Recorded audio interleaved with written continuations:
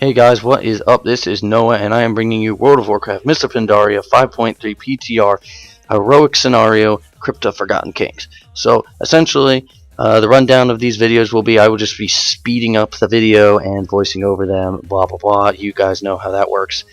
Essentially, this is the exact same as normal difficulty, just significantly harder and increased damage inflicted and increased enemy health. Same mechanics apply for the most part on most bosses.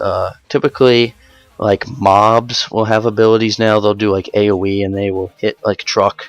So you just need to be more wary of where you are. But that's essentially it. I mean, these aren't extremely difficult, but they are difficult enough to keep things interesting and to make you, not just face roll all over your keyboard, and to actually pay somewhat of attention and actually care what the hell's going on around you. So hats off to Blizzard for that. As far as that guy that we just faced, really nothing's changed from original there. These guards right here, they have changed mechanics. They will do that AoE lightning thing that will push you away, and it will hit for about 150k or so.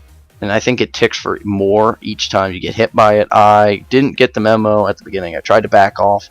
I tried to back out of it. That really didn't work too well. And then they also have a chain ability which pulls you in towards them. Those two abilities are really all they have to offer, but they hit pretty hard. So you need to avoid those. I landed on Shrap there, got hit for 500k, and that was all she wrote for me. So as far as that goes, relatively simple stuff. Just watch where you're going. You need some raid awareness in this, I'd say, but not too much. Just basic stuff. Don't stand in the fire. Don't stand in this. Don't stand in that. Pretty simple, basic WoW knowledge. And if you don't know it at this point, then why in the hell are you still playing? And why are you level 90? Because I'm really surprised you could reach it at this point. So,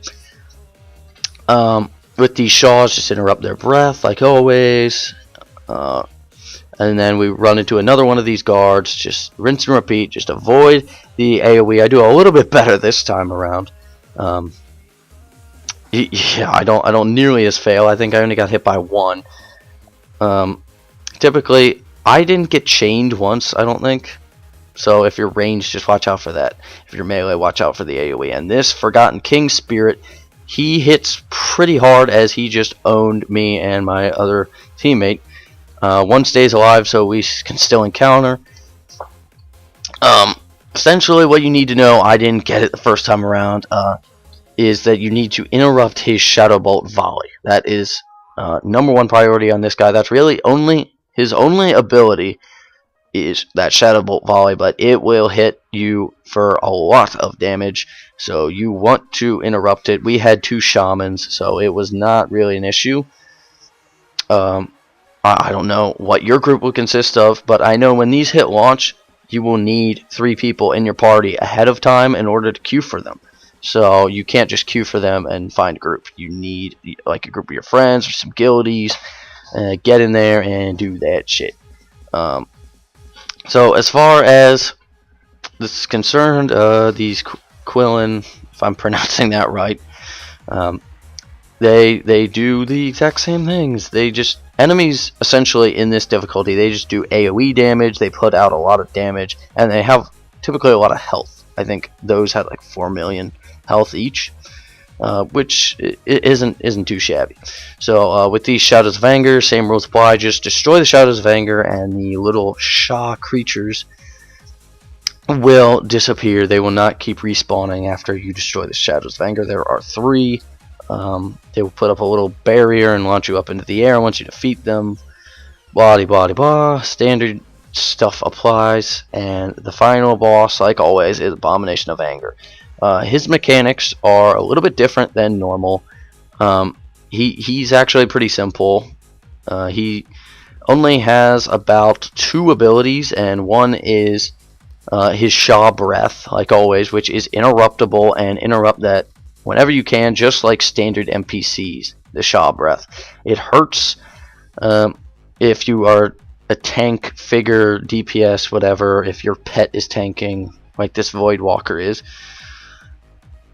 So just interrupt that, and he will spawn little red clouds of gas, and obviously that's just like, you know, standing in fire, blah blah blah. You know, just don't do it, or shame on you. And you know, that's really it. You know, standard rewards go when you beat it. You know, you get an epic like cache or chest essentially that I got gold from.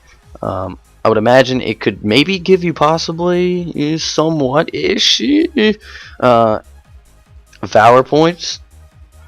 Just going out on a limb. Maybe some gear. I doubt it would be epic gear, but gear. And then of course you get valor points for completing a random one. So these do require item level, I think 496. Yeah, 496. We're in the 400s now.